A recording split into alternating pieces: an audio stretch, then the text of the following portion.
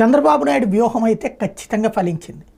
2019లోని వ్యూహం ఫెయిల్ అయ్యింది. ప్రభుత్వ వ్యతిరేక ఓటు చీల్చడానికి పవన్ కళ్యాణ్ విడిగా పోటీ చేయించి మోడీ వ్యతిరేకత, తన ప్రభుత్వ వ్యతిరేకతని మోడీ మీదకి పవన్ కళ్యాణ్ మీదకి తోసేసి మిగతాది అనుకూల ఓట్లని తను జమ చేసుకుందాం అనుకున్నారు. ఆ వ్యూహం విఫలమైంది, వికటించింది.